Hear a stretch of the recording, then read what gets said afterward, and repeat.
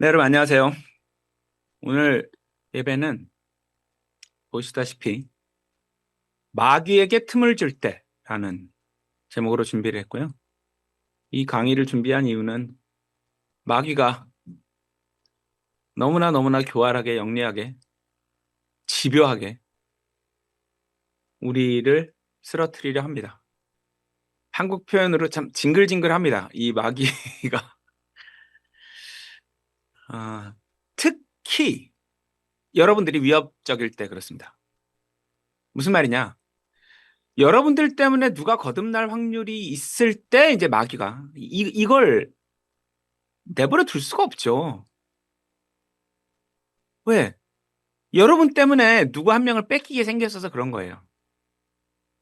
그래서 그 징글징글한 유혹, 아주 집요한 유혹, 그걸 어떻게 해야 벗어날지에 대해서 고민을 많이 해봤는데요. 그건 실체적이고 실제 하는 위협에 대한 우리의 대응이기 때문에 우리가 어떤 유행병이 돌 때, 그저 뭐 2019, 20년에 있었던 코로나라든지 전염병들이 돌 때 그 실제 전염병을 이겨내는 방법을 배워야 하잖아요.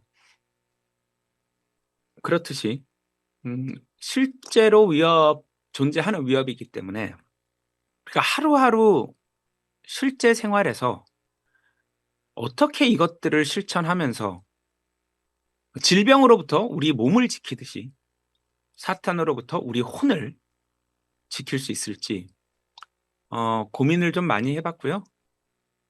뭐 수십 가지죠. 수십 가지인데 아주 깊은 고민 끝에 7 개를 골랐습니다. 7 개를. 대표적인 7 개. 그래서 이 7 개만 잘 실천을 해도 어 완전히 삶이 달라질 겁니다, 여러분. 정말로요. 예.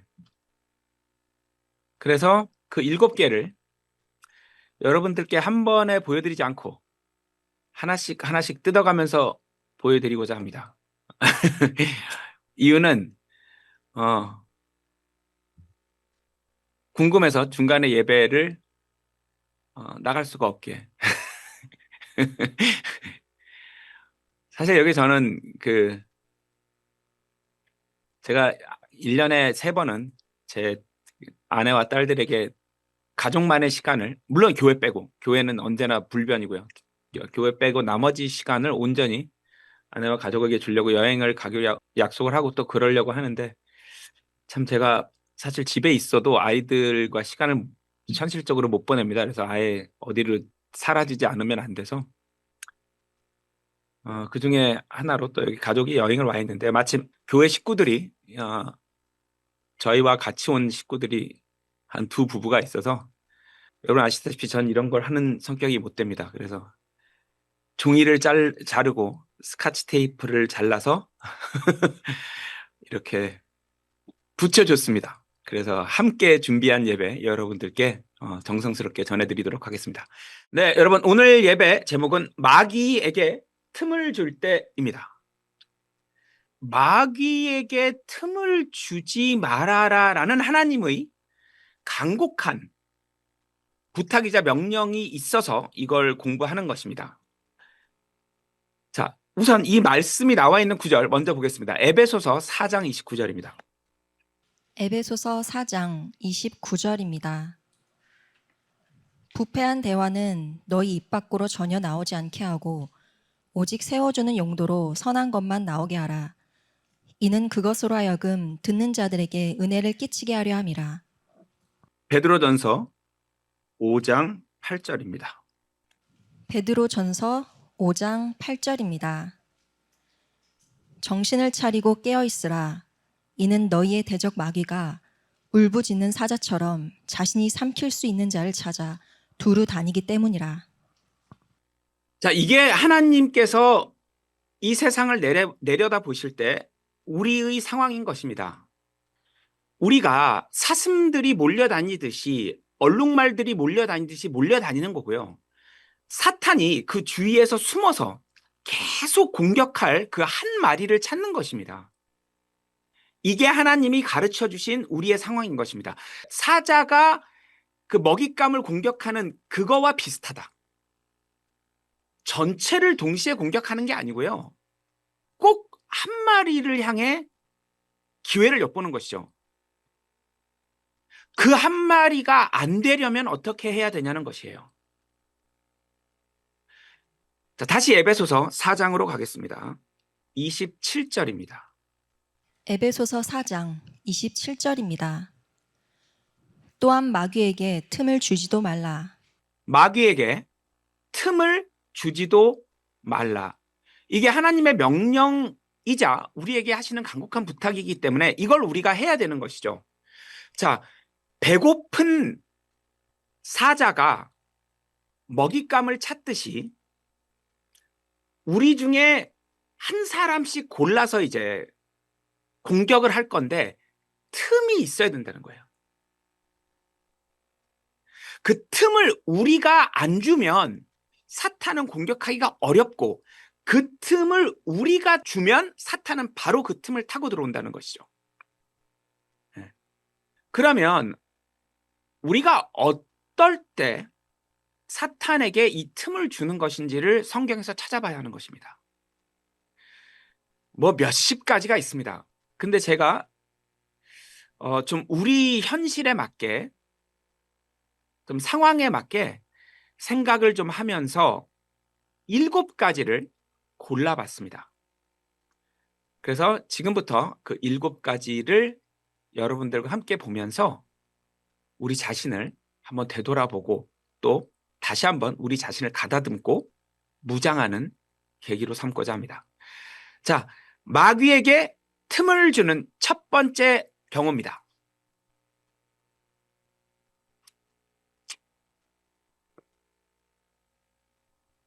핵심입니다. 선을 행하지 않을 때입니다. 자, 이 구절은 뭐 여러분 많이 보셨죠? 하나님께서 가인에게 하신 말씀이죠. 창세기 4장으로 가겠습니다. 창세기 4장에서 가인이 아벨을 죽이기 직전에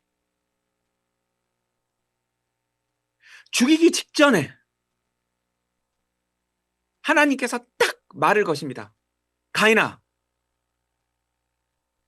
잠깐만, 왜 하나님은 사람 중심을 보신다고 우리가 이미 시편에서 다윗이 얘기했죠. 하나님께서는 중심을 보신다. 하나님께서 가인 마음의 중심을 봤는데 아벨을 죽일 수 있는 그 마음이 있는 거예요. 뭐예요? 시기 질투죠. 그래서 하나님께서 딱 간섭을 하십니다. 가인아, 간섭하시면서 살인하기 직전에 말리시는 마음으로 이 말씀을 하십니다. 4장 7절입니다. 창세기 4장 7절입니다. 만일 네가 제대로 행한다면 네가 받아들여지지 않겠느냐? 그러나 만일 네가 제대로 행하지 않는다면 죄가 문 앞에 있느니라. 그런즉 너에게 그의 열망이 있으리니 너는 그를 다스릴지니라. 죄가 문 앞에 엎드려 있다. 여러분, 문이라는 것은 우리 정신의 문, 혼의 문입니다. 여러분, 혼이 세상과 소통하는 방법은 감각기관입니다. 감각기관이 뇌로 신호를 보내고 그 뇌를 통해서 혼에게 정보를 제공합니다. 그래서 문이라 함은 인간의 감각기관입니다. 그럼 뭐예요? 눈, 귀, 코, 혀, 피부 이렇게 생각하시면 됩니다. 사탄이 끊임없이 우리를 죄를 짓게 하려고 하는데 뭐를 보여주거나 뭘 들려주거나 무슨 향기를 맡게 하거나 피부에 뭐가 닿게 하거나 뭐 이런 감각기관을 통해서 죄를 짓도록 하는데 이걸 막는 방법이 있다는 거예요. 뭐예요? 영어로 킹제임스 성경에 do well. do well. 선을 하는 것입니다. 선은 뭐예요? 하나님 일이 선입니다. 하나님 일을 하는 거예요. 하나님 일을 할 때는 사탄이 유혹을 못 합니다. 그때는 감각기관이 막혀 있어요. 전에도 제가 말씀드렸죠. 좋은 눈이 떠지면 육신의 눈이 감기는 겁니다. 좋은 감각이 열리면 육신의 감각이 닫히는 것입니다. 좋은 눈이 감겼을 때 악한 눈이 떠지는 거고, 좋은 감각이 닫혔을 때 악한 감각이 열리는 거거든요. 그렇기 때문에 좋은 눈이 열려 있을 때 나 유혹하는 눈은 안 보입니다. 그래서 하나님의 일로 바쁠 때 사탄은 유혹할 수가 없습니다.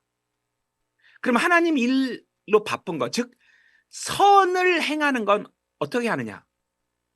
에베소서 2장입니다. 신약성경 고갈 앱입니다. 자, 저는 선한 일을 어떻게 하죠? 네, 에베소서 2장에 있죠. 2장 10절입니다. 에베소서 2장 10절입니다. 이는 우리가 그리스도 예수 안에서 선한 행위들을 위하여 창조된 그분의 작품이기 때문이라. 그 행위들은 하나님께서 우리가 그것들 가운데 살아가도록 미리 정하신 것이라. 아니, 착한 일을 하라고 만든 사람이 있대요. 여러분, 이 사람은 우리가 뭐라고 부르죠? 머리가 예수님이고 몸이 우리들인 첫 열매들 그리스도라고 하는 사람입니다. 에베소 2장 10절이 그 사람에 대해서 쭉 설명하는 것입니다. 아래 보면, 그죠? 15절에 보면 그 사람을 새 사람이라고 부르죠. 아, 그러니까 머리가 예수님이고 몸이 우린 이 사람이 선한 일을 하라고 만든 사람인 거예요. 그러면 선한 일은 뭐예요? 이 사람의 지체로 사는 거예요. 교회의 교제와 전도를 위해 사는 거예요. 그때 선한 일을 하고 있는 거예요. 여러분 마음의 중심이 간절해서 어떻게 해야 우리가 더 교제를 잘하지? 어떻게 해야 전도를 더 잘하지? 그 간절한 마음을 가지고 하는 모든 행동이 선한 일입니다. 모든 일입니다. 그 마음 안에 그 간절함이 있으면 되는 것입니다. 똑같이 춤을 추고 노래를 해도 내가 이번 무대를 진짜 잘해서 더 좋은 반응을 얻어내서 이게 꼭 전도로 이어졌으면 좋겠다. 그 간절한 마음으로 했으면 그거 선한 일입니다. 왜? 고린도전서 4장이죠. 그 앞에 책이죠. 앞에. 고린도전서 4장입니다. 5절입니다. 고린도전서 4장 5절입니다.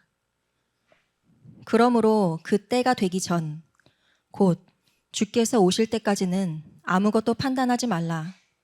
그분께서는 어둠에 감추어진 일들을 빛으로 가져오기도 하실 것이며 마음들 속의 의도들을 명백하게 나타내기도 하실 것이라. 그런 다음에야 비로소 모든 사람이 저마다 하나님께로부터 칭찬을 받을 것이라. 선한 일인지 아닌지 우선 첫 번째 뭐예요? 교회를 위해 교회의 일원으로서 한 건지 아니면 나를 위해 한 건지 그 의도에 따라 나뉘는 거죠. 자, 근데 그 의도를 명백하게 드러내신다는 건 뭐냐면 가끔 착각해요. 박진영이 제가 무대 서면서 나 이거 하나님을 위해 서는 거야 라고 했는데 하나님 보시기에는 아닐 때가 있을 수 있죠. 그건 네 착각이고 네 합리화고 너 그거 날 위해 한 게 아니야. 왜? 네 중심, 네 의도를 내가 봤어. 아니 그거 헷갈리잖아. 어떻게 알아요? 돌아보면 압니다. 그때는 헷갈릴 수 있죠. 내 깐에는 하나님을 위해 한다고 하는데 사실은 그게 내 욕심일 때가 있죠. 그러면 그게 안 됩니다. 안 됐을 때 아, 이거 나는 하나님 위해서 한다고 했는데 아니었나 보다.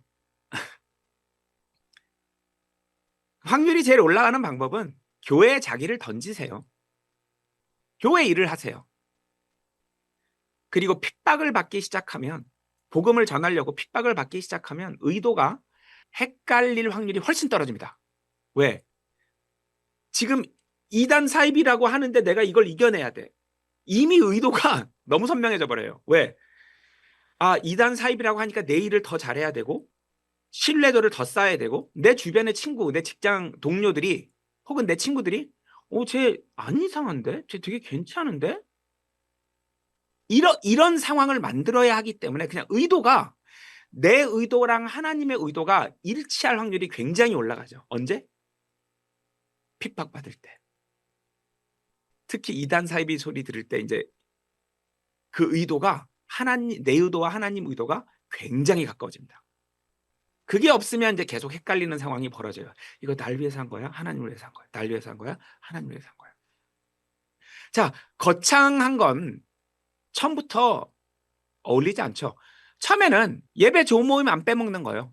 그것만 해도 여러분 일주일에 이틀은 선한 일을 하고 있다는 확신이 있잖아요. 그 사탄이 유혹 못합니다. 그 시간에. 여러분 지금 우리가 이러고 있는 이 순간에 어떻게 유혹을 합니까? 그죠? 시작은 예배 조모임 안 빼먹는 거죠 뭐. 그게 초신작. 시작하는 거고요. 두 번째는 첫 번째가 자기를 위한 거지만 두 번째 남을 위해서 뭘 하기 시작할 때 여러분 조모임에서 화면 켜놓고 얼굴 비추는 거 그거 남을 위해서 하는 첫 번째 행동일 거예요. 그래 사람 한 명이라도 얼굴 더 비춰야 조모임 분위기가 좋아지지. 예배 시간에 내가 화면 켜고 있어야 예배 분위기가 좋아지지. 이거는 아마 남을 위해서 하는 첫 번째 행동이에요. 물론 화면을 켜면 자기 자신도 조금 더 똑바로 앉게 되고 조금 더 집중하게 되죠. 근데 그게 사실은 남을 위해서 할 수 있는 아주 작은 첫 번째 출발이 아닐까? 그리고 조모임 때 다른 사람 얘기 들어주는 거예요. 진심으로 들어주는 거예요. 물론 이제 너무 길게 얘기하시는 분들은 좀 자기 자신을 돌아봐야 합니다. 들어준다고 또 혼자 계속 너무 오래 얘기하시면 안 됩니다. 아, 오늘 시간이 이 정도고 한 명당 시간이 이 정도니까 내가 이거 이상 말하면 안 되겠구나라는 생각을 하셔야 됩니다. 아무리 좋은 얘기도. 그래서 여러분 거창한 게 아닙니다. 예배 조모임 들어가는 거 첫 단계. 온라인으로 접속할 때 화면 켜고 얼굴 보여주는 거 두 번째. 세 번째는 뭐예요? 얘기 들어주는 거. 조모임 들어가서 얘기 들어주는 거. 끄덕끄덕 해주고 공감해주고 마음 아파하는 사람 있으면 같이 마음 아파해주고 기쁜 일 있으면 같이 기뻐해주고 예? 그거 하나님 일이에요. 그 다음에 디도서입니다. 2장입니다. 7절부터 10절이죠. 디도서 2장 7절에서 10절입니다. 모든 일들에서 너 스스로 선한 행위들의 모범을 보이되 교리에 부패하지 않음을 보이고 진중함과 성실함과 정죄받을 수 없는 건전한 언사로 모범을 보이라. 이는 너희에 관하여 악한 것을 말할 것이 전혀 없어서 반대편에 속한 자가 부끄러워하게 하려 함이라. 종들에게 권면하여 그들 자신의 주인들에게 순종하게 하며 모든 일들에서 그들을 매우 기쁘게 하고 말대답하지 말며 절도질하지 말고 오직 온전히 훌륭한 충성을 보이라고 강권하라. 이는 그들로 하여금 모든 일들에서 우리 구원자이신 하나님의 교리를 빛나게 하려 함이라. 자, 직장에서 가족 사이에서 친구들 사이에서 학교에서 하나님의 교훈을 꾸미라고 되어 있습니다. 하나님의 교훈은 뭐 워낙 그 자체로 완벽하고 아름다운 생명의 말씀인데 그걸 우리가 장식을 할 수가 있대요.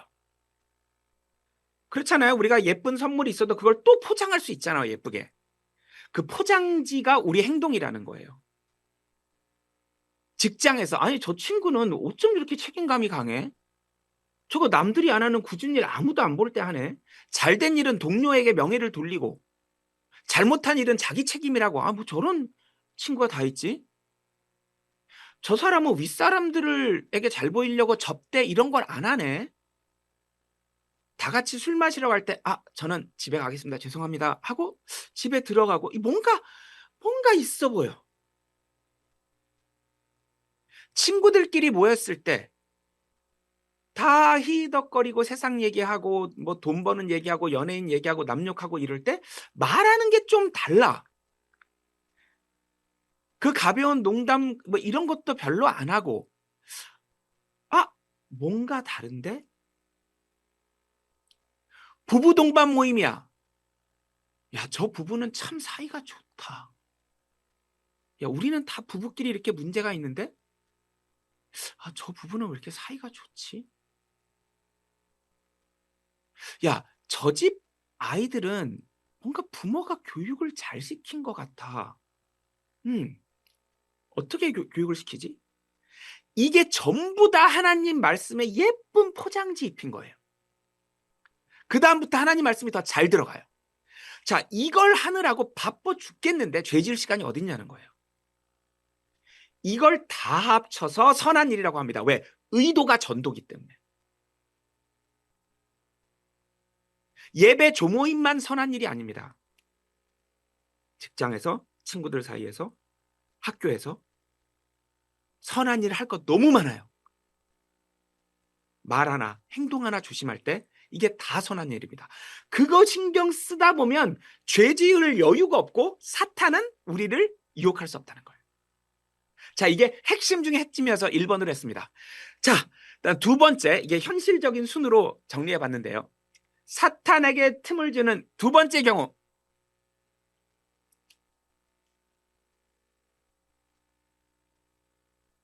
돈을 쫓을 때입니다. 야, 이거 참 세상 사람들도 압니다. 여러분, 하나님 모르는 세상 사람들 이런 말 하는 거 들어보셨어요? 야, 그냥 네 일을 잘해. 네가 하고 싶은 일, 잘하는 일을 해. 돈은 따라와. 세상 사람들도 그 얘기 하잖아요. 돈을 따라오게 만들면 되는 겁니다. 돈을 쫓지 말고 돈을 따라오게 만들면 돼요. 이건 성경 모르는 세상 사람들도 알아요. 제가 음악을 하기로 결심했을 때 제 머릿속에 딱 한 가지였어요. 제가 어떻게 해야 작사, 작곡을 잘하지? 어떻게 해야 노래를 잘하지? 어떻게 해야 아이들을 잘 가르치지? 이 생각만 했어요. 돈은 따라오더라고요. 자, 어떻게 해야 내가 하나님의 군인으로서, 하나님의 종으로서 어떻게 해야 전도를 더 잘하지? 어떻게 사람들 마음에 더 훌륭한 사람, 훌륭해 보이는 사람이 되지? 이 생각을 하다 보면 당연히 일도 잘하게 되고 행동도 잘하게 되고 그러면 돈 따라옵니다. 하나님의 좋은 종이 되려고 내 일을 더 잘하다 보면 직장에서 혹은 아내로서 살림을 하면서 육아를 하면서 혹은 요즘은 이제 남편분이 살림을 하기도 하죠. 그 일을 잘하는데 왜? 하나님의 종으로서 잘하려고 그러면 돈이 따라옵니다. 돈은 따라오게 해야 합니다, 여러분. 디모데전서 6장입니다. 우리 디도서 읽었죠? 그 앞에 책입니다. 디모데전서 6장입니다. 6절에서 10절입니다. 디모데전서 6장 6절에서 10절입니다. 그러나 만족함을 겸비한 경건이야말로 크나큰 이득이니라. 이는 우리가 이 세상으로 아무것도 가져오지 않았고 우리가 아무것도 가지고 나갈 수 없음이 확실하기 때문이라. 그런즉 먹을 것과 입을 것이 있으니 우리가 그것들로 만족하자. 그러나 부유하게 되고자 바라는 자들은 시험과 올무에 빠지고 어리석고 해로운 많은 정욕들에 빠지나니 그것들은 사람들을 멸망과 파멸 속에 잠기게 하느니라. 이는 돈을 사랑함이 모든 악의 뿌리이기 때문이라. 어떤 이들은 자신들이 돈을 탐내는 동안 믿음에서 떠나 잘못을 범하였고 많은 슬픔들로 자신들을 찔렀도다. 자, 8절에 먹을 것, 입을 것이 있다면 만족해라. 여러분, 만족의 반대말이 뭐예요? 만족하지 않으면 무슨 일이 일어나죠? 불평, 불만입니다. 그게 만족의 반대입니다. 나는 진짜 만족해. 그러면서 불평을 하면 무슨 말이에요? 만족을 안 한다는 얘기죠. 만족이요, 만족. 뭐가 있으면 먹을 것, 입을 것. 내가 먹고 입고 잘 수 있고, 만약에 자식이 있는 분들은 내 자녀 정상적인 생활을 할 수만 있으면 만족이요. 하나님이 쓰신 단어예요. 만족이요. 자, 이 만족을 못하면 이제 어떻게 하냐면 풍요를 향해 마음을 쓰게 됩니다. 이때 사탄이 그대로 들어온다는 거예요. 자, 행위로서는 구분이 안 됩니다. 박진영이 춤 연습, 노래 연습을 열심히 해. 이게 돈을 위한 건지 하나님을 위한 건지 겉으로 보면 알 수 없습니다. 그 중심에 따라 바뀌는 거예요. 그 안에 진짜 그 중심의 목적이 전도가 51%면 여러분, 100% 그것만일 수는 없죠. 그죠? 예. 그 의도가 51%가 하나님을 위한 거라면 그거 올바른 행동으로 인정받고 선한 행동으로 인정받고 돈 때문에 한 거라고 하나님이 말씀하시지 않을 겁니다. 근데 51%가 자기도 모르는 사이에 풍요, 여유, 돈이 돼 있을 때 이때 사탄이 그냥 들어옵니다. 잠언 28장 20절 읽고요. 21절은 건너뛰고 22절 읽겠습니다. 잠언 28장 20절 22절입니다. 신실한 사람은 복들로 넘칠 것이라. 그러나 서둘러 부유하게 되려고 하는 자는 무죄하지 아니하리라. 서둘러 부유해지려고 하는 자는 악한 눈을 가지고 있어 빈궁이 자기 위에 임할 것을 숙고하지 아니하느니라. 여러분, 갑작스럽게 큰 돈을 버는 사람들 주변에 많이 봅니다. 그거 사탄이 꼬시는 겁니다. 이거 봐. 이렇게 빠르게 돈 벌 수 있다? 저 사람 봐봐. 저 사람 갑자기 돈을 얼마 벌었어. 주식 투자해서, 코인 투자해서, 부동산 투자해서 저렇게 빨리 저렇게 많은 돈을 벌었다? 자, 너도 해, 너도 해. 여기에 넘어가지 마세요. 그냥 우리는 하는 일을 하는 겁니다. 여러분, 우리는 뭔가를 잘하면 되는 거예요. 직업이 선생님이십니까? 아이들 잘 가르치시면 됩니다. 집에서 살림하세요? 살림을 잘하시면 됩니다. 아이들 잘 가르치시면 됩니다. 직장인 그 일을 잘하시면 됩니다. 우리는 뭔가를 잘하는 게 중요합니다. 물론 요즘 같은 세상에 재테크 아예 안 할 수는 없죠. 여러분, 정상적인 범위 안에서 정상적인 행위만 하세요. 야, 좋은 기회가 있대. 여기 절대 넘어가지 마세요. 왜? 뭐라고 돼 있어요? 여기 하나님 말씀이에요. 빨리 돈 벌 방법, 그 생각을 하는 순간 너 함정에 넘어간다는 겁니다. 어차피 여러분, 우리가 이 길로 들어선 이상, 크리스천으로 살기로 결심한 이상 우리 경제적 수준은 하나님이 결정하십니다. 우리가 여기에 투자를 했어야 되는데 여기에 투자를 해서 돈이 떨어지고, 우리가 그때 주식을 투자해야 되는데 채권에 투자해서 돈을 못 벌고, 이럴 일은 절대 없습니다. 여러분, 우리 중심을 보시고 하나님께서 우리 경제적 수준을 결정하실 거기 때문에 우리 용도에 맞게, 우리 쓰임새에 맞게 절대 그거에 필요 이상 시간과 에너지를 쏟지 마세요. 설마 우리 경제적 수준이, 우리 생활 여건이 우리 판단에, 우리 계산에 달려 있을까요? 아닙니다, 여러분. 정상적으로 성실하게, 겸손하게 열심히 살면 됩니다. 요한복음 12장입니다. 돈이 얼마나 무서운지. 요한복음 12장인데요. 여러분들은 예수님하고 3년 시간을 보내셨으면 어떠셨을 것 같아요? 예수님과 3년을 같이 시간을 보낸 거예요. 24시간. 1000일이 넘게. 어마어마한 복이죠. 근데 돈이 이겼습니다. 예수님이 3년 동안 끼친 영향보다 돈이 힘이 더 셌던 거예요. 자, 12장 3절부터 7절 먼저 읽어보겠습니다. 요한복음 12장 3절에서 7절입니다. 그때 마리아가 아주 값진 감송향유 1파운드를 가지고 와서 예수님의 두 발에 부었으며 자신의 머리카락으로 그분의 두 발을 닦았더라. 그러자 그 집이 향유 내음으로 가득하였더라. 그때 그분의 제자들 중 한 명이며 시몬의 아들이자 그분을 배반할 유다 이스카리옷이 이같이 말하니라. 어찌하여 이 향유가 300펜스에 팔리지 않았으며 어찌하여 이것이 가난한 자들에게 주어지지 아니하느냐. 그가 이것을 말한 것은 자신이 가난한 자들을 신경 써서가 아니요 다만 그가 도둑이며 돈가방을 맡아서 그 안에 둔 것을 가지고 간 까닭이라. 그때 예수님께서 이같이 말씀하셨느니라. 그녀를 가만히 두라. 나의 장사 지내는 날을 대비하여 그녀가 이것을 간직하였느니라. 세상에 돈이 이렇게 강한 겁니다, 여러분. 돈의 힘을 절대 얕보지 마세요. 예수님이 3년 동안 끼친 영향보다 돈이 끼친 영향이 더 큽니다.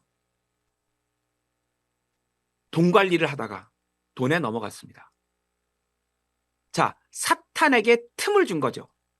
그 바로 뒷장 13장 2절 읽어보겠습니다. 요한복음 13장 2절입니다.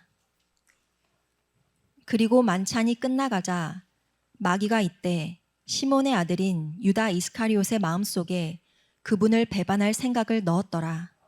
틈을 줬기 때문에 사탄이 생각을 넣었고 23장 뒷부분에 가면 사탄 그 존재 자체가 들어와 버립니다. 나중에는. 왜 일어났어요? 틈을 줬기 때문에. 틈을 왜 줬어요? 돈. 왜 그렇게 됐어요? 만족을 못해서. 그러면 이 모든 거의 시작은 뭐예요? 만족입니다. 만족을 하면 감사할 일밖에 없어요. 왜? 모든 게 엑스트라니까. 난 이걸로 만족하는데 세상에. 난 이걸로 만족하는데 세상에. 그 위로는 기초 생활이 만족이면 그 위로는 다 감사한 거죠. 그래서 하나님이 만족이라는 단어를 쓰셨고 그 단어를 기억하시면 됩니다. 자, 잠언 23장입니다. 4절 5절입니다. 잠언 23장 4절 5절입니다. 부자가 되려고 애쓰지 말라.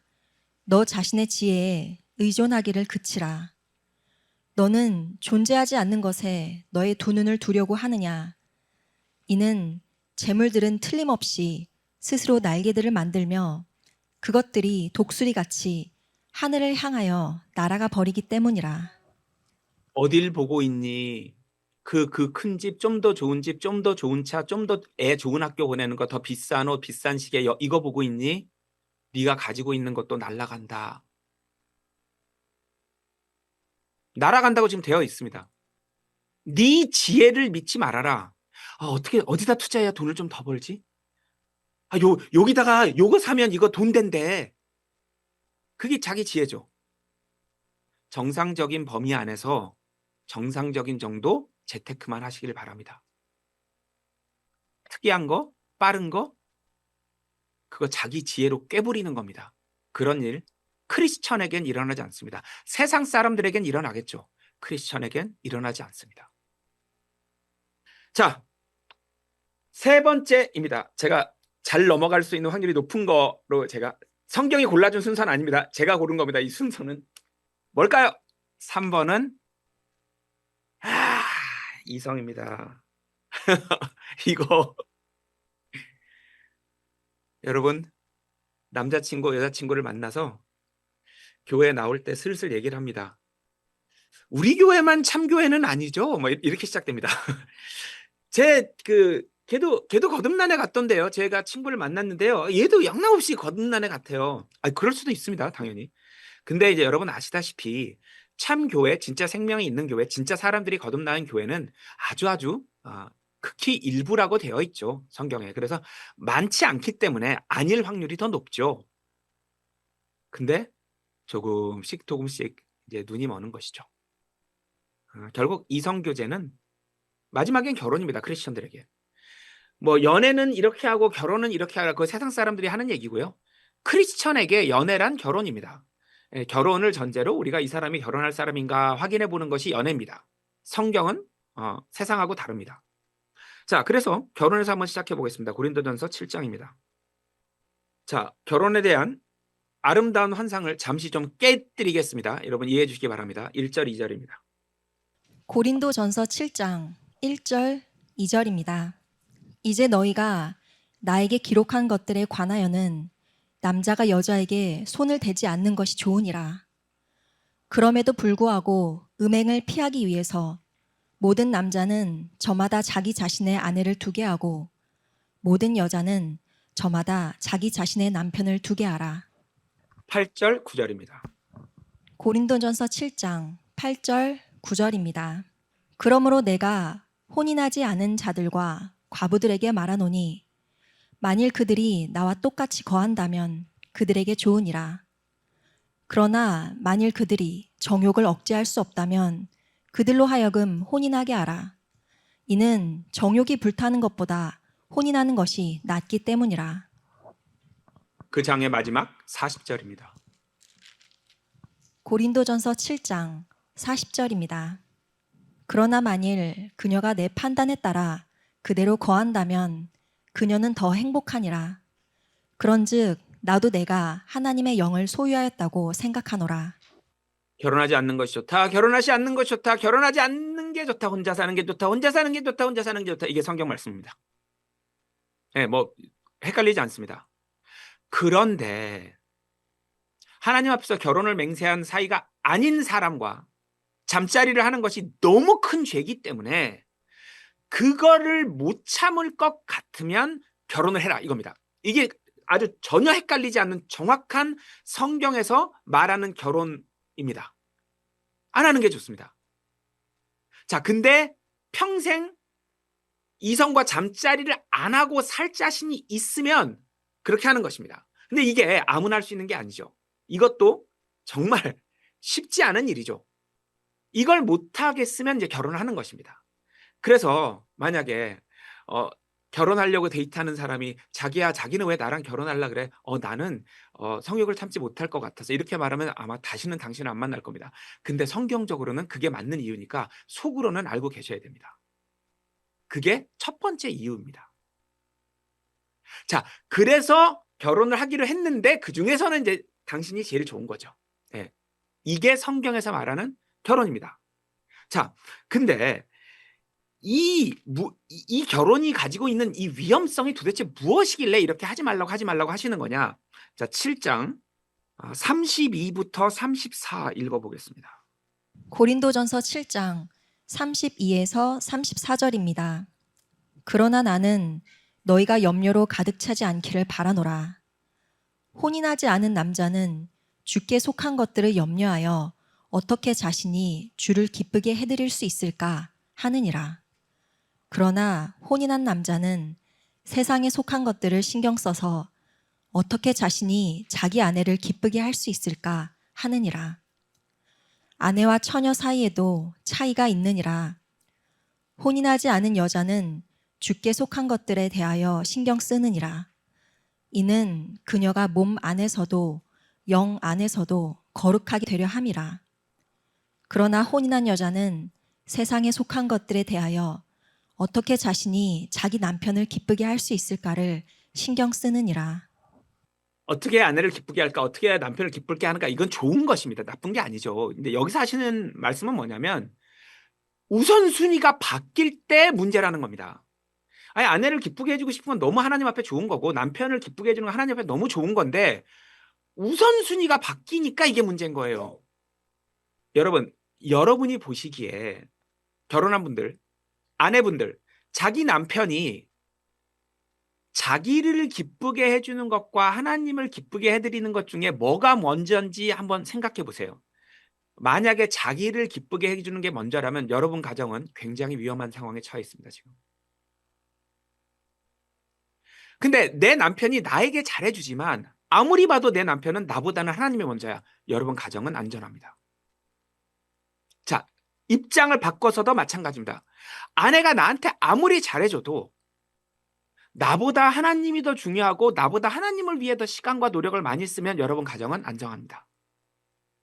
근데 여러분들에게 아무리 잘해줘도 내 아내가 하나님을 나보다도 생각을 안 해. 시간과 노력 거기에 안 써. 여러분 가정은 위험합니다. 이게 법칙입니다. 가장 이산적인 건 뭐예요? 물론 서로 아끼고 잘하지만 남편은 아내보다 하나님 일이 먼저, 시간과 노력 다 하나님 먼저. 아내도 남편 소중하고 자식 소중하지만 하나님을 향한 노력이, 그 마음이, 그 일이 먼저. 이 집은 안전합니다. 왜? 결혼의 위험성이 이것이기 때문입니다. 순서가 바뀌는 거. 자, 그 밑에 그렇기 때문에 제일 중요한 얘기입니다. 자, 그래서 이 하나님이 제일 좋다고 말하시는 결혼 안 하는 거에 도전해 보시는 분들은 응원합니다. 성공하시면 하나님이 그건 A 플러스입니다. 결혼해서 잘하면 A인데 결혼 안 하고 잘하면 A 플러스입니다. 자, 39절입니다. 우리 중에 많은 사람이 결혼을 할 거기 때문에 39절. 고린도전서 7장 39절입니다. 아내는 그녀의 남편이 살아있는 한 법으로 매여 있느니라. 그러나 만일 그녀의 남편이 죽는다면 그녀는 자신이 바라는 자와 혼인할 자유가 있느니라. 단 주 안에서만 할지니라. 만약에 결혼할 수 있는 위치에 있다. 주님 안에서 하는 겁니다. 아, 매력 있어 보이고 끌리는 이성이 있어. 전도 먼저 해보세요. 왜? 그 친구가 주 안으로 들어와야 합니다. 자, 여러분, 주 안에 들어왔다는 것은 꼭 거듭난 걸 말하는 것은 아닙니다. 물론 거듭났을 때 지체가 되는 건 맞지만 흐릿하게 보이는 시선도 우리가 마가복음 8장 24절에서 봤죠. 흐릿하게 십자가를 보고 그걸 향해서 걸어간다면 예수님과 성령과 연결이 되어 있는 것입니다. 성령이 나를 자식이라고 해준 건 아니지만, 나를 지체라고 하는 약속은 아직 마음에서 확증을 못 받았지만, 흐릿한 십자가를 보고 걸어가는 사람이 주님 바깥에 있다고 말할 수 없습니다. 절대로. 반대로 거듭난 사람인데 교제가 두 번째, 세 번째야. 이건 거듭난 사람이어도 주 안에 있다고 말할 수 없습니다. 물론 죽으면 천국에 가기 때문에 죽고 나선 주 안으로 쏙 들어오겠지만 지금 그의 마음이 주 안에 있다? 말할 수 없죠. 본질은 거듭났느냐 안 났느냐가 아니라 나랑 같이 손잡고 걷냐 안 걷냐, 십자가를 향해, 아버지를 향해 그 길을 나랑 손잡고 걸어가느냐 아느냐가, 이게 주 안이냐 주 바깥이냐를 결정하는 것입니다. 제 아내도 제가 거듭나지 않았을 때 저랑 결혼을 해줬는데요. 이유는 하나입니다. 판단했을 때 제가 같이 손잡고 이 길을 걸어갈 거라는 확신이 있어서 거듭나지 않은 저랑 결혼을 했고, 사실 좀 위험하긴 합니다. 근데 그래도 제가 결혼을 하고 4년 뒤에 거듭나는 일이 있었고 같이 길을 걷게 됐죠. 주 바깥에 있는 사람이랑은 결혼을 절대로 하는 것이 아니기 때문에 결혼을 안 할 거면 연애도 안 하는 것입니다. 여러분, 우리에게 연애는 결혼을 위한 준비지, 연애 따로 결혼 따로 이런 건 세상 사람들이 하는 얘기입니다. 자, 결혼한 커플들이 마귀에게 틈을 주는 방법이 있다고 합니다. 마지막으로 그것까지만 확인해 보겠습니다. 자, 결혼한 커플들 들어보시기 바랍니다. 7장인데요. 2절, 3절, 4절, 5절, 6절까지 읽어보겠습니다. 고린도전서 7장 2절에서 6절입니다. 그럼에도 불구하고 음행을 피하기 위해서 모든 남자는 저마다 자기 자신의 아내를 두게 하고 모든 여자는 저마다 자기 자신의 남편을 두게 하라. 남편은 아내에게 마땅한 온정을 줄지니라. 그리고 마찬가지로 아내도 남편에게 이와 같이 행하라. 아내는 그녀 자신의 몸에 대한 권한이 없고 남편이 갖고 있느니라. 그리고 이와 마찬가지로 남편도 그 자신의 몸에 대한 권한이 없고 아내가 갖고 있느니라. 너희는 서로를 속여서 권리를 박탈하지 말라. 너희가 너희 자신을 금식과 기도에 드리고자 얼마의 시간 동안 합의한 것은 예외이나 그런 다음에는 다시 합치라. 이는 사탄이 너희의 자제력 부족으로 너희를 시험하지 못하게 하려 함이라. 그러나 나는 이것을 명령에 의한 것이 아닌 허용함으로 말하노라. 자, 이건 바울은 이제 이 7장에서 그걸 구분을 합니다. 자기 해석이 들어간 것과 하나님 말씀하신 것 구분하는데, 이거는 이제 자기 생각이 들어간 것입니다. 그럼에도 불구하고 성경에 실게 된 거기 때문에 하나님이 여기에 동의하셨다고 보시면 됩니다. 결혼의 목적이 너무나 슬프게도, 너무나 로맨틱하지 않게도 성욕으로 인한, 정욕으로 인한 음행을 저지를까 봐가 첫 번째 이유입니다. 그죠? 로맨틱해서가 첫 번째 이유였으면 좋겠지만 우리 마음에는 그게 아닙니다. 음행을 피하기 위한 목적이 성경에서는 첫 번째라고 말하기 때문에 최대한 스킨십을 많이 하라는 바울의 권고입니다. 단 하나님의 일을 할 때는 이건 예외다 이겁니다.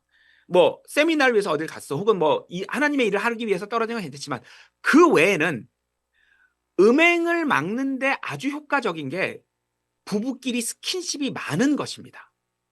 그러면 사탄에게 틈을 안 줍니다. 왜? 이게 스킨십으로 많이 해소가 됐을수록 성욕으로 유혹해서 죄를 짓게 하는 게 확률이 떨어지기 때문입니다. 물론 이제 뭐 둘이 싸워서 사이가 안 좋은데 야 우리 오늘 성경에서 하나님이 스킨십 하라 이렇게 하면 안 되죠. 그건 이제 당연히 말도 안 되는 얘기죠. 그런 건. 제 말은 이제 정상적인 상황이라면 최대한 아내가 스킨십 원할 때 혹은 남자가 스킨십 원할 때 거기에 서로 맞춰주면 사탄이 성욕을 자극해서 죄를 짓게 하는 기회를 현저히 떨어뜨리는 겁니다. 그래서 이건 왜 그러냐면 아예 사도 바울처럼 아예 스킨십이 없이 사는 삶이 정착이 됐을 때는 이게 훨씬 유혹에 저항하는 힘이 있습니다. 왜? 그런 거 없이 사는 라이프 스타일이 자리를 잡았기 때문에. 근데 부부 사이는 뭐예요? 그게 아니잖아요. 스킨십을 하면서 살아가는 게 자리를 잡았기 때문에 이러다가 안 했을 때 위험하다는 거예요. 사탄이 그때 그걸 이용할 수가 있다는 거예요. 그래서 바울처럼 아예 그게 라이프 스타일이 그런 스킨십 없이 자리 잡은 사람이 아닐 바에야 결혼한 사이라면 최대한 그런 것이 많은 게 성적인 죄를 짓는 확률을 현저히 떨어뜨린다. 이렇게 나와 있는 것입니다. 자, 네 번째입니다. 마귀에게 언제 틈을 주느냐?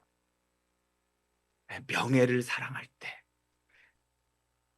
존경받고 사랑받고 칭찬받고 박수받는 거예요. 여러분, 이거 싫어하는 사람이 어디 있습니까?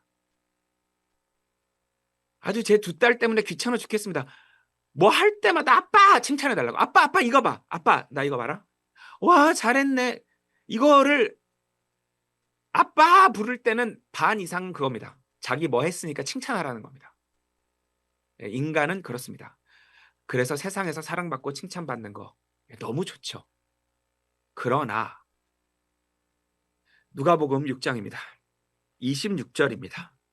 누가복음 6장 26절입니다. 모든 사람들이 너희에 대해 좋은 말을 할 때 너희에게 화가 있기를 바라노라.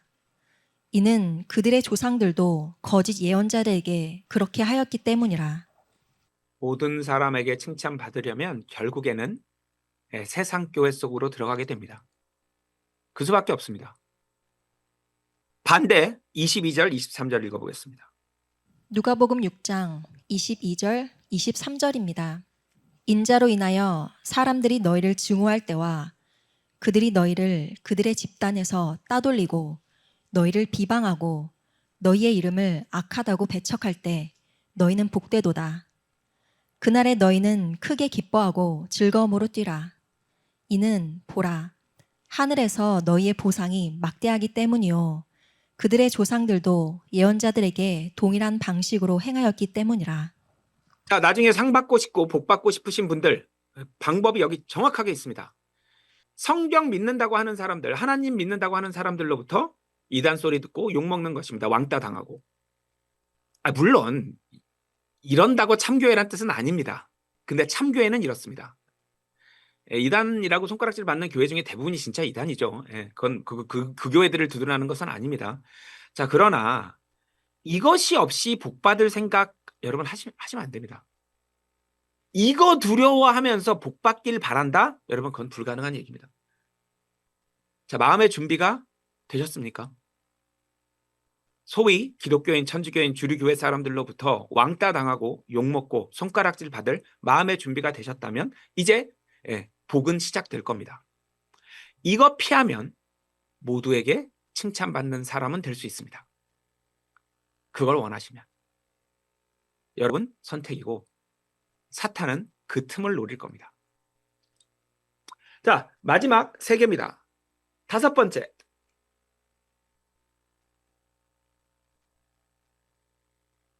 화를 낼 때입니다. 에베소서 4장. 오늘 27절을 읽고 시작했죠? 그 바로 위에입니다. 에베소서 4장 26절, 27절입니다. 에베소서 4장 26절 27절입니다. 너희가 화를 내되 죄를 짓지 말라. 너희의 경로 위에 해가 지도록 하지 말라.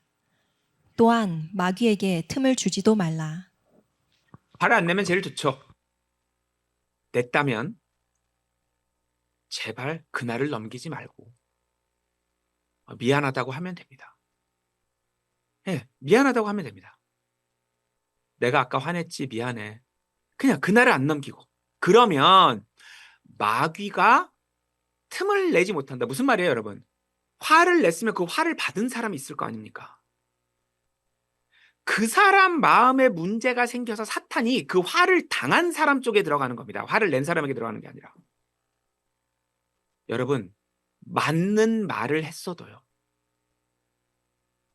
맞는 말을 했는데 거기에 화를 얹으면 맞는 말은 유익이 되지만 그 맞는 말을 하는 과정에서 화를 낸 게 상처가 남는 거예요. 그 상처는 남습니다. 그 상처를 지우는 제일 좋은 방법은 사과입니다.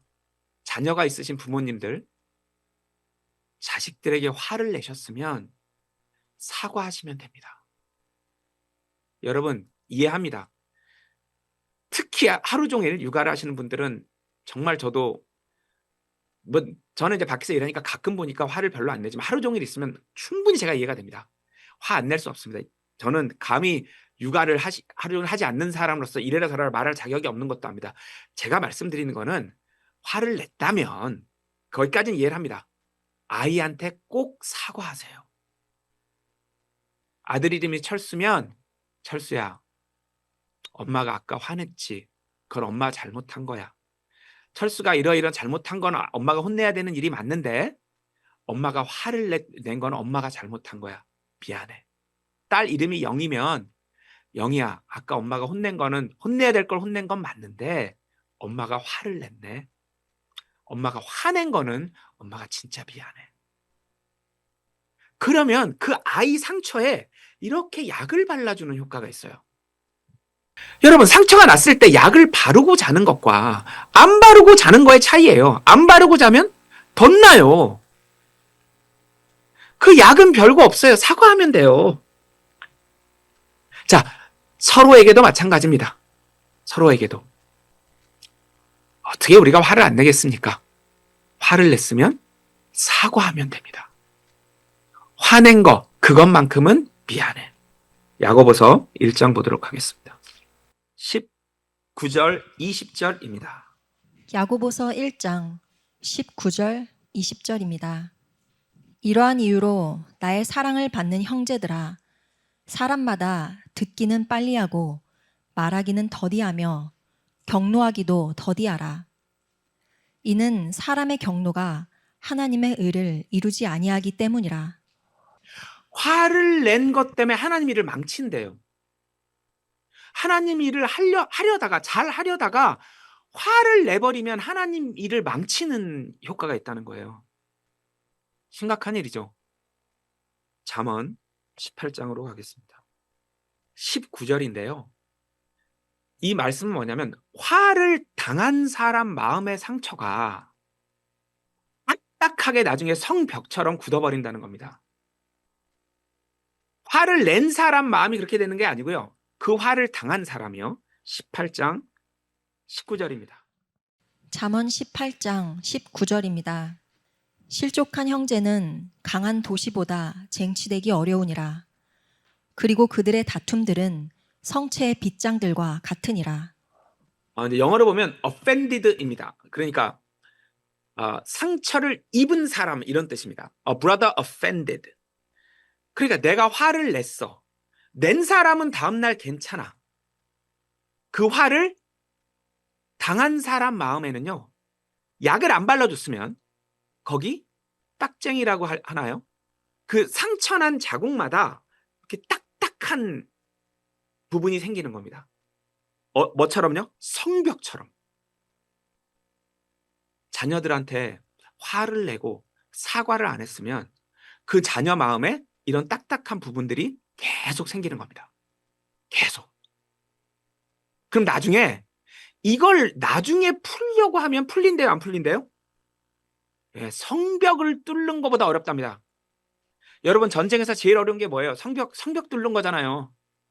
그러니 화를 안 내는 것이 제일 좋고 화를 냈다면 빨리 사과하면 됩니다.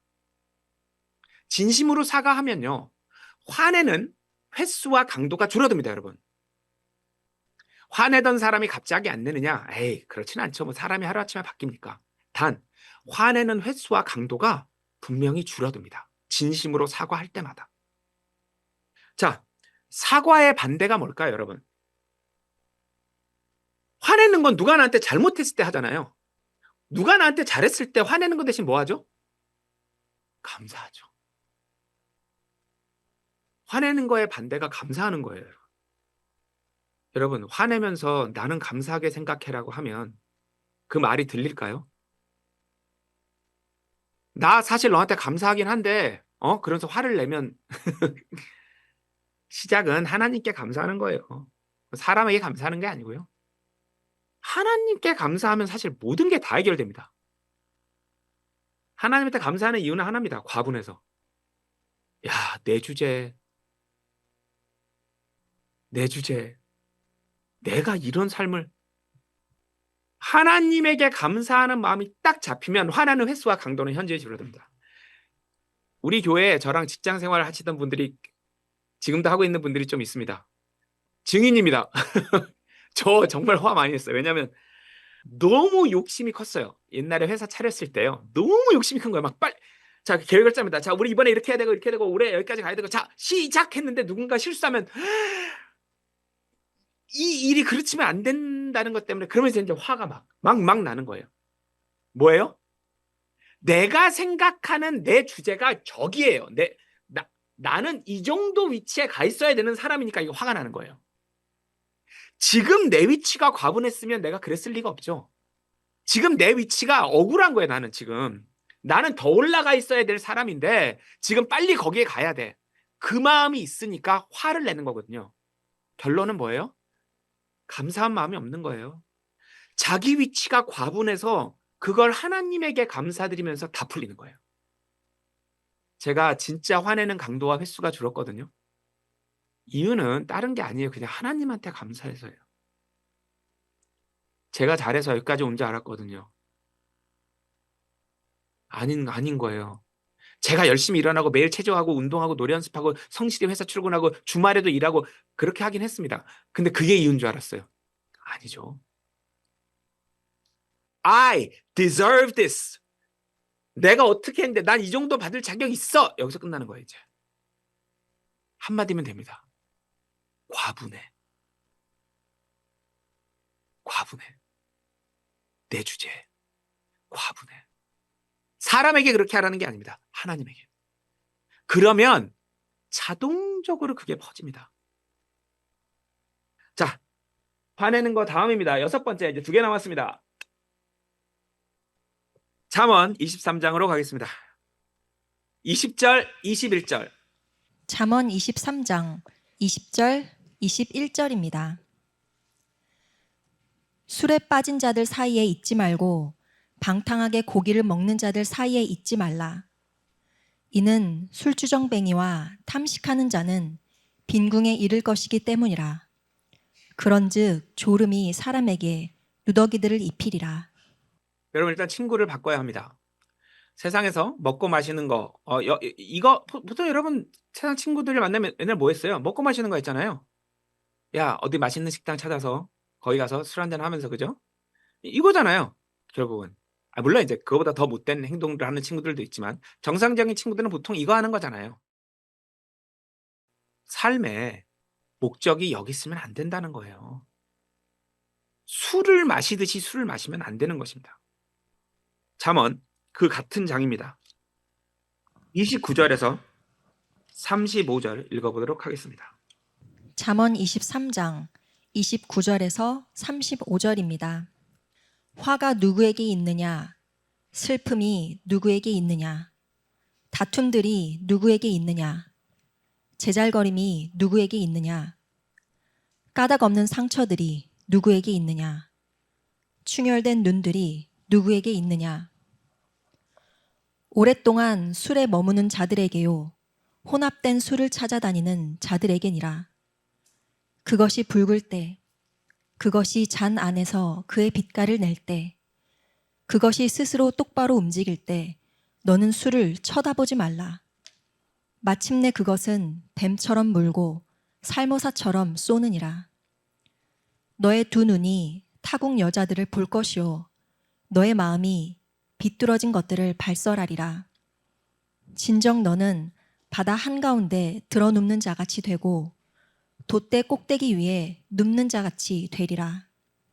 너는 말하기를 그들이 나를 내리쳤는데도 나는 아프지 않았도다. 그들이 나를 때렸는데도 나는 그것을 느끼지 못하였도다. 내가 언제 깨어날까? 내가 그것을 또다시 찾겠노라 하리라. 재앙, 근심, 다툼, 원망, 이 모든 게 술에서 나온다는 겁니다. 왜? 술을 먹으면요, 감정이 격해지기 때문입니다. 그래서 아차하는 사이에 상처되는 말들이 튀어나오고, 아차하는 사이에 과장된 말들이 튀어나오고, 아차 하는 사이에 다음날 수습하고 싶은 말들을 해버린 거죠. 이걸 어떻게 수습합니까? 이게 어떻게 가벼운 일이겠습니까? 디도서 2장입니다. 2절 3절 중에요. 2절은 남자들이 나이 들 때 조심해야 될 것. 3절은 여자들이 나이 들 때 조심해야 될 것. 이 두 가지를 따로 말해주고 있습니다. 읽어보도록 하겠습니다. 디도서 2장 2절 3절입니다. 이는 나이 많은 남자들로 하여금 냉철하고 진중하며 절제하고 믿음과 성도의 사랑과 인내 안에서 건전해지게 하려 함이라. 나이 많은 여자들도 이와 같이 하여 거룩함에 걸맞는 품행을 지니고 거짓 고소자들이 되지 말며 많은 술에 자신을 내주지 않고 선한 것들의 선생들이 되게 하려 함이라. 디도서에서 말하는 나이 들면서 남자가 저지를 수 있는 가장 큰 건 뭐예요? 떠드는 겁니다. 그냥 남자가 나이를 들면 말이 많아지나 봐요.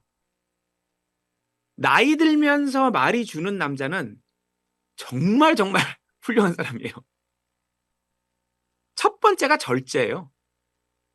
자기가 살아온 일에 대해서 뭔가 얘기하고 싶은 거예요. 자기가 지혜가 있다고 믿어서요. 그래서 어쩌고저쩌고 얘기하는 겁니다. 젊은 사람들 모아놓고. 3절이 의외인데요. 술 얘기를 나이 든 남자한테 한 게 아니라 나이 든 여자한테 했어요. 그 당시에도 나이 든 남성보다는 나이 든 여성들이 술에 문제가 더 생기는 거예요. 그쵸? 우리가 술 문제가 2절에 있어야 될 것 같은데 이상하게 3절에 있죠. 이런 것들을 우리가 한번 자세히 들여다보면 좋을 것 같습니다. 자, 사탄에게 틈을 주는 마지막 7번째입니다.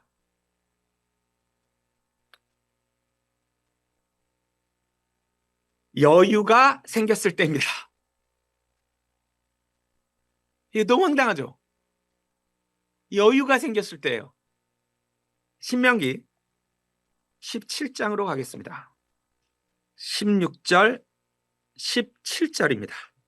신명기 17장 16절 17절입니다. 그러나 그 왕은 자신을 위하여 말들을 늘리지 말지니 그는 말들을 늘리려는 취지로 백성을 이집트로 되돌아가게 하지도 말지니라. 왜냐하면 주께서 너희에게 말씀하시기를 너희는 앞으로 그 길로 더 이상 되돌아가지 말지니라 하셨기 때문이라. 또한 그는 자신을 위하여 아내들을 늘리지 말지니 그의 마음이 돌아서지 않게 하려 함이라. 또한 그는 자신을 위하여 은과 금을 막대하게 늘리지 말지니라.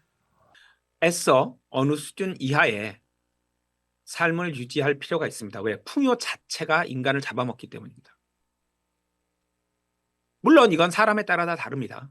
모든 사람에게 똑같은 기준을 적용할 수는 없겠죠. 할 수 있는 대로 하는 것이 아닙니다. 왜? 위험하기 때문입니다. 그 앞에 8장으로 가겠습니다. 신명기에 보면 이 풍요 여유에 대한 경고가 많은 게 이제 가나안 땅 들어갈 거기 때문입니다. 지금 가나안 땅 들어가기 전에 모세가 마지막으로 경고하는 거기 때문에 그래서 유난히 여유에 대한 경고가 많습니다. 8장 12절에서 14절입니다. 신명기 8장 12절에서 14절입니다. 네가 먹어서 배부르고 훌륭한 집들을 건축하며 그 안에 거하면 그리고 너의 소떼들과 너의 양떼들이 번식하며 너의 은과 너의 금이 늘어나고 네가 가진 모든 것이 늘어나면 그때 너의 마음이 높아져서 너를 이집트 땅에서 곧 속박의 집에서 데리고 나오신 주 너의 하나님을 네가 잊지 않게 하려 함이라. 여유가 생기면 하나님을 잊어버립니다. 하나님, 제가 지금 이번에 추진 중인 이 일이 너무 힘든데요. 이것만 넘겨주시면 제가 진짜 하나님을 위해 살게요. 저 이 얘기 여러 번 들었어요. 실제 그렇게 하는 사람 한 명도 없었어요. 그 일이 해결되는 순간 뭐합니까? 놀 생각합니다. 한 번도 못 봤어요. 자기가 진짜 힘든 상황이 있는데 이것만 좋아지면 자기가 진짜 자기는 하나님 위해 살 거예요. 교회를 위해 살 거예요. 한 번도 못 봤어요. 해결이 되잖아요. 해결이 되면 다 다른 일이 생겨버려요. 또 가난할 때 너무 금술 좋게 살았던 부부가 부자가 되니까 헤어집니다. 돈이란 여유란 그런 것입니다. 인간끼리도 그런데 하물며 하나님과 사람 사이는 어떻겠습니까? 왜? 하나님 안 보이잖아요. 신명기 17절, 18절 읽어보겠습니다. 같은 장입니다. 신명기 8장 17절 18절입니다. 그리고 네가 너의 마음속에 말하기를 나의 권능과 내 손의 막강함이 나로 하여금 이 부를 얻게 하였도다. 하지 않게 하려 함이라.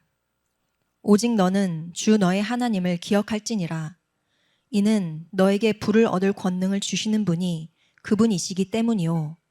그분께서 친히 너희 조상들에게 맹세하신 자신의 언약을 이날과 같이 확립하려 하심이라. 자, 부를 하나님이 결정하신다고 기록되어 있는 것입니다. 그래서 크리스천은 자신의 경제적 상황은 하나님이 결정하십니다. 잘 됐을 때 자기도 모르게 자기가 열심히 해서라고 생각한다는 거예요. 자기도 모르게. 왜? 열심히 했을 테니까. 특히 진짜 열심히 했을수록 더 그런 거예요. 자기가 복권 당첨되는데 이건 내 노력이었어, 이런 사람은 없죠. 근데 정말 남들보다 2배, 3배 잠 안 자고 열심히 하고 주말에도 일하고 해서 진짜 부자가 됐어. 이때가 위험한 거예요. 왜? 자기도 모르게 I deserve this. 나 정말 열심히 했단 말이야. 그래서 나는 이거 누릴 자격이 있어. 그때 사탄에게 대문 열어주는 겁니다. 같은 책 31장 마지막으로 보겠습니다. 20절. 하나님이 그냥 단정적으로 말씀하십니다. 신명기 31장 20절입니다. 신명기 31장 20절입니다. 이는 내가 그들의 조상들에게 맹세했던 젖과 꿀이 흐르는 지역 가운데로 내가 그들을 데려오고 나서 그들이 먹고 자신들의 배를 채워 살찔 때면 그때 그들은 다른 신들에게로 돌이키고 그들을 섬기며 나를 격분시키고 나의 언약을 파기할 것이기 때문이라. 하나님 단정적으로 말씀하십니다. 너 여유 생기면 나 버릴 거야. 너 힘들 때 나 찾은 거잖아. 너 힘들어서 나 찾았지? 너 다시 괜찮아지면, 다시 편안해지면 너 나 버릴 거야. 와, 너무 슬픈 얘기입니다. 여러분, 힘든 일이 잘 넘어가면 여러분 몸부림쳐야 됩니다. 낮아지려고. 하나님의 머슴으로 종으로 살려고 몸부림쳐야 됩니다. 오죽하면 하나님이 이렇게 단정적으로 말씀해 놓으셨겠어요. 너 여유 생기면 나 버릴 거야. 아닙니다. 하나님, 진짜 제 마음은 지금부터 가난합니다. 하나님, 진짜 잘할게요. 예. 낮아지고 두렵고 두려운 마음으로 자신을 낮추면 예, 그나마 자기를 지킬 수 있는 확률이 조금 올라가는 것입니다.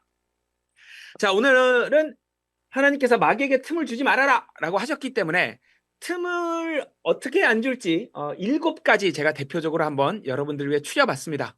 이 외에도 많습니다. 하지만 우선 가장 우리가 저지르기 쉬운 실수들 모아봤으니까요. 좀 도움이 됐길 바랍니다. 다 함께 찬양 보고 부르도록 하겠습니다.